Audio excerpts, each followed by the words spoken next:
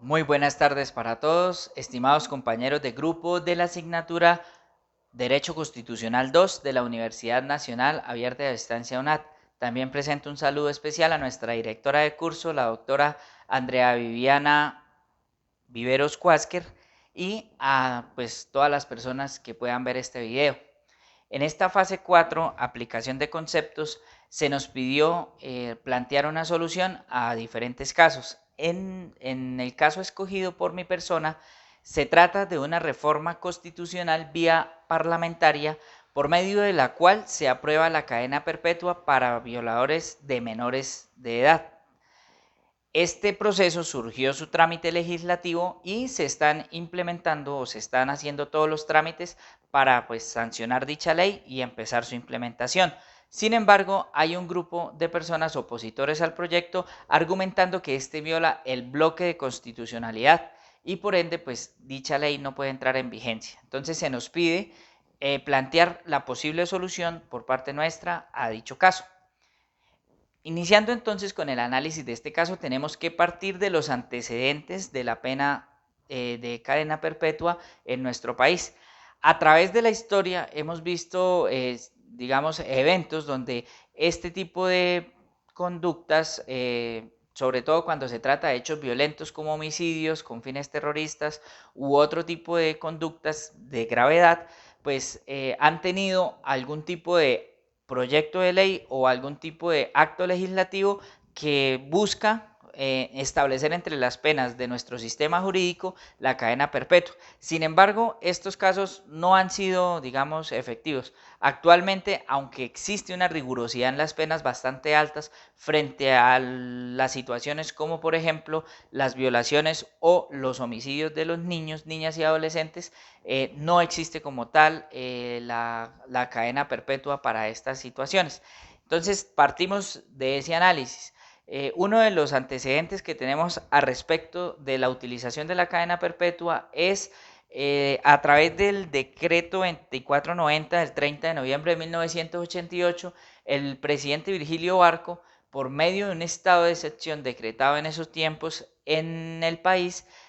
planteó la posibilidad de establecer la cadena perpetua para personas que cometieran homicidios con fines terroristas. Sin embargo, como esta norma fue aplicada dentro de un estado de sitio, al momento de derogarse dicho estado de sitio, pues también se deroga dicha norma. A través de la Constitución del 91, pues nosotros tenemos, digamos que dentro de nuestro ordenamiento jurídico y en el artículo 1 de la Constitución, donde hablamos de que Colombia es un Estado social y democrático de derecho, donde se respeta la integridad de las personas, pues entramos en esa discusión de lo que es el uso de este tipo de,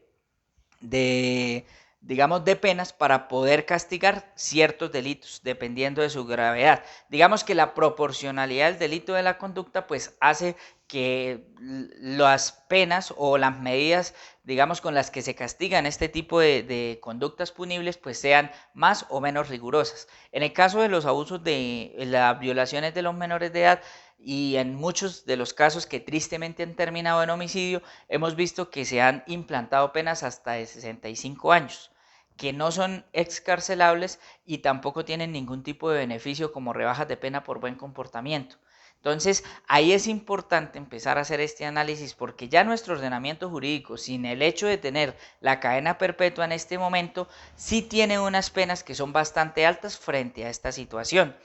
¿Y qué pasa? Si digamos se hace una revisión de algunos de los indicadores de violencia en nuestro país, digamos que no ha sido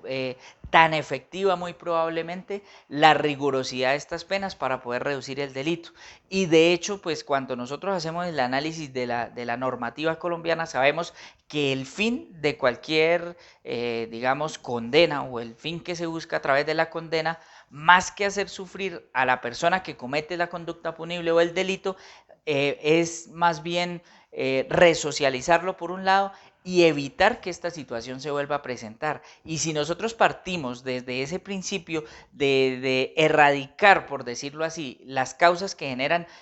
los hechos o las conductas punibles, esto no ha sido una realidad, sino que al contrario se han incrementado en algunas de las ocasiones las agresiones hacia los menores de edad y se han incrementado tristemente en algunos de los casos los hechos de homicidio. Entonces viene un análisis también desde el punto de vista de que más que la rigurosidad de las penas, lo importante es empezar a trabajar en políticas públicas que erradiquen el problema. Es decir, que el derecho penal no sea la solución para erradicar el problema, sino tenemos que trabajar como país en una transformación social, en una transformación, digamos, de nuestro Estado, en el que realmente se utilicen las herramientas que se tienen para garantizar la integridad, los derechos de los niños, niñas y adolescentes en nuestro país y se empiecen a implementar de manera rigurosa políticas serias. Y nosotros vemos de pronto dentro del funcionamiento de los gobiernos locales, departamentales y en nacional, que muchas veces las prioridades de la inversión van hacia sectores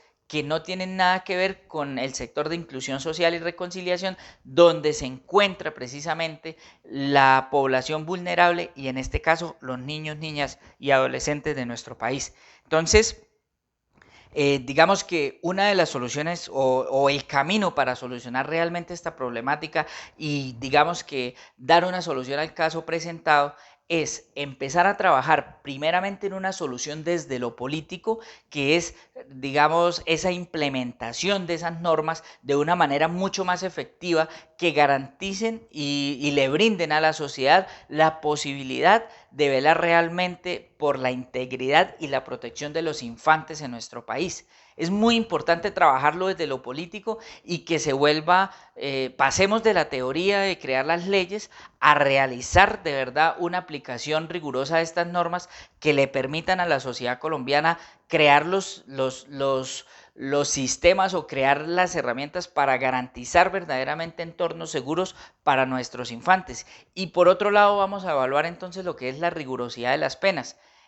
Estaría de acuerdo en que estas cadenas perpetuas, digamos, se implementen con la posibilidad, cuando ya se cumpla gran parte de esa pena, por decir que ya la persona tenga más de 40 años en su condición de condena intramural, la posibilidad de empezar a revisar también la posibilidad de su resocialización. Y esa resocialización no se da desde a partir del principio de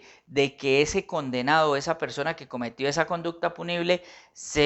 perdónenme la expresión, pero se pudra en la cárcel, sino que de verdad se empieza a evaluar con test psicológicos, psiquiátricos, con su comportamiento a lo largo de la condena, de que verdaderamente esa persona haya tenido una transformación y que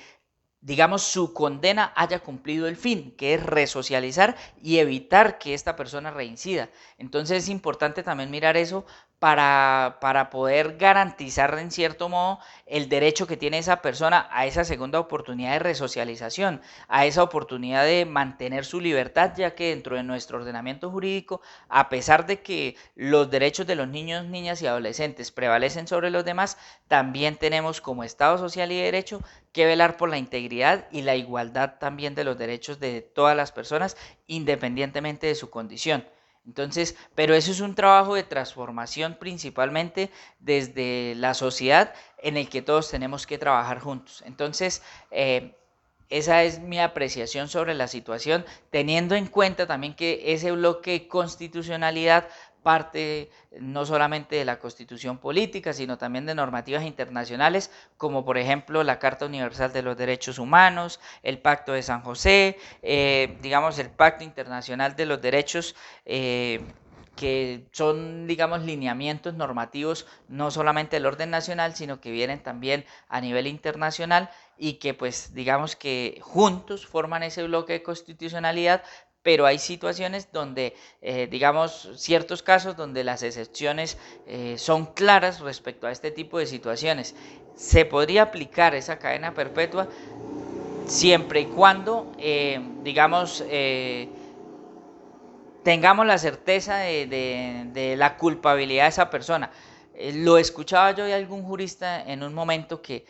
por algunas razones en nuestro país no existía la cadena perpetua debido a, lastimosamente hay que decirlo, la mala calidad en algunos aspectos de nuestro sistema de justicia y que muchas de las personas que están en este momento en prisión están condenadas injustamente y siendo inocentes. Y por eso penas como la pena de muerte y la cadena perpetua de pronto podrían considerarse inviables, porque el sistema judicial aún tiene muchos errores que deben ser corregidos a lo largo de este proceso de transformación de nuestras normativas. Entonces, también pensando en esas situaciones, consideraría que en este momento la implementación de las normas tal cual y como están,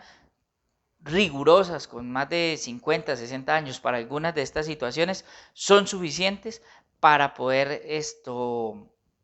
garantizar los derechos de los infantes y principalmente pues velar por su integridad y velar por que se proteja su vida. Muchas gracias.